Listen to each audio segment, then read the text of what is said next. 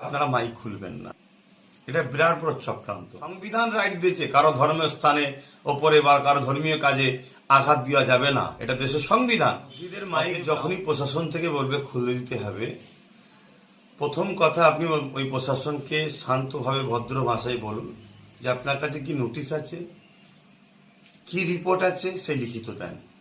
High court থেকে দিয়েছে না সুপ্রিম কোর্ট থেকে দিয়েছে না কোথা থেকে দিয়েছে যে মাইক খুলে নিতে হবে, এর লিখিত দেন। কেউ যদি মনে করে আমার হাতে ক্ষমতা আছে, ক্ষমতার জোরপূর্বক বিশেষ একটা ধর্মকে টার্গেট করব, তাহলে অন্য ধর্মের ভাইদের বলবো আজ আমাকে টার্গেট করা হচ্ছে, কাল আপনাকে টার্গেট করা হবে। কোনো হিংসায় জড়াবেন না, আইনকে হাতে নেবেন। জোরপূর্বক বলপূর্বক যদি মাইক খুলতে চায় আপনারা সেটাকে পুরো ভিডিও করুন, সেই ভিডিও আমাদের কাছে পৌঁছান।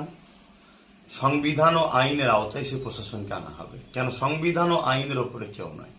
জুলুম কখনো টিকে থাকে না। জুলুম যদি করেন তাহলে 5টা বছর দেখতে দেখতে কেটে যাবে, দ্বিতীয়বার আপনাকে ঘুরে আর আসতে হবে বলে মনে হচ্ছে না। কখনো বাংলাদেশের একটা মহিলাকে নিয়ে এসে, যার নাম বলতে আমার ঘৃণা লাগে, একটা ফেতনা ফাসাদ তৈরি করার চেষ্টা করেছিল, কিন্তু দেখলো মুসলমান তো কিছু গুরুত্বই দিচ্ছে না, তাকে তো কোনো ভ্যালুই দিল না। তারপরে তার আগে আরো চেষ্টা করেছে শুক্রবারই, কখনো জিহাদি, কত রকম হয়েছে, সবটাই ফ্লপ হচ্ছে। লাস্টে এই মসজিদের মাইক নতুন করে লিখুন রাহমাতুল্লাহ বারাকাতুহু। একটা বিশেষ বার্তা উদ্দেশ্যে আপনাদের কাছে আসা। আজ গতকাল থেকে আমার কাছে প্রচুর ফোন এসেছে, গন্তি করে বলতে পারছি না, প্রচুর অনেক জায়গাতে ফোন এসেছে। বিষয় একটা, প্রশাসন থেকে নাকি বলা হচ্ছে মসজিদের মাইক নামিয়ে দাও।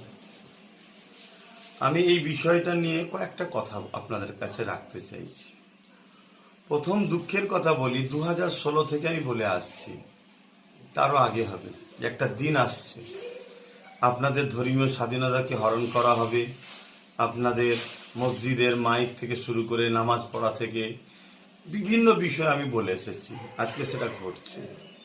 কিন্তু দুঃখের বিষয়, আমার কথাকে বেশিরভাগ মানুষই গুরুত্ব দেননি। তো যাক, দ্বিতীয় বিষয় হচ্ছে মসজিদের মাইক যখনই প্রশাসন থেকে বলবে খুলে দিতে হবে, প্রথম কথা আপনি ওই প্রশাসনকে শান্তভাবে ভদ্র ভাষায় বলুন যে আপনার কাছে কি নোটিশ আছে, কি রিপোর্ট আছে, সেই লিখিত দেন। হাইকোর্ট থেকে দিয়েছে না সুপ্রিম কোর্ট থেকে দিয়েছে না কোথা থেকে দিয়েছে যে মাইক খুলে নিতে হবে, এর লিখিত দেন। দ্বিতীয় কথা, যদি লিখিত না দিতে ইচ্ছা করে আপনারা মাইক খুলবেন না, এটা বিরাট বড় চক্রান্ত। 3 নম্বর বিষয়, যদি প্রশাসন শক্তি প্রয়োগ করে, কেন অনেক জায়গায় দেখা যায় প্রশাসনও, কিছু প্রশাসন আইনকেও অমান্য করে কাজ করছে, আমরা দেখেছি। তো সেই জায়গায় যদি শক্তি প্রয়োগ করে জোরপূর্বক বলপূর্বক যদি মাইক খুলতে চায় আপনারা সেটাকে পুরো ভিডিও করুন, সেই ভিডিও আমাদের কাছে পৌঁছান। সংবিধান ও আইনের আওতায় সে প্রশাসনকে আনা হবে, কেন সংবিধান ও আইনের ওপরে কেউ নয়। এবং পাশাপাশি এটাও বলবো, কোনো হিংসায় জড়াবেন না, আইনকে হাতে নেবেন না। এবং শেষ আর একটা কথা বলবো, সেটা হলো এটাই যে আজকে রাজ্য সরকার, বর্তমান যে বিজেপি সরকার আমার পশ্চিম বাংলায় এসেছে, গত সরকার যিনি ছিলেন তেনাকে দেখে এই রাজ্য সরকারকে বলবো শিক্ষা নেওয়া উচিত। জুলুম কখনো টিকে থাকে না। জুলুম যদি করেন তাহলে 5টা বছর দেখতে দেখতে কেটে যাবে, দ্বিতীয়বার আপনাকে ঘুরে আর আসতে হবে বলে মনে হচ্ছে না। তাই রাজ্য সরকার, সে তার ব্যর্থতাকে ঢাকার জন্য সে বলেছিল গ্যাসের দাম কমিয়ে দেবো, 420 টাকা করে না 450 করে দেবো।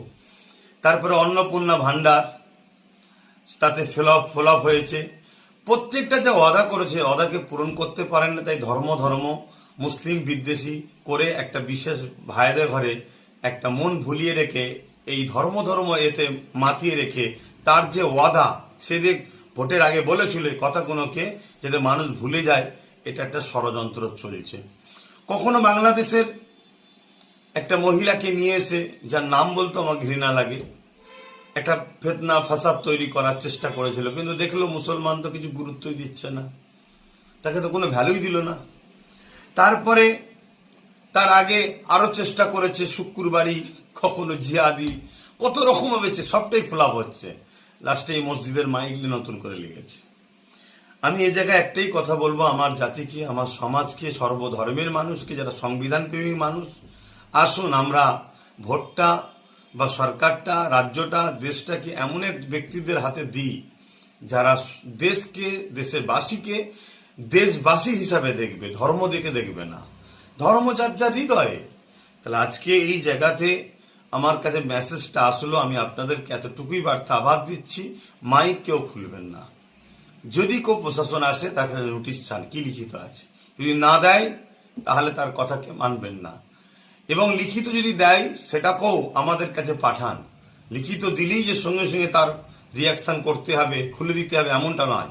কোর্ট আছে, সংবিধান রাইট দিয়েছে কারো ধর্মের স্থানে ওপরে বা কারো ধর্মীয় কাজে আঘাত দেওয়া যাবে না, এটা দেশের সংবিধান।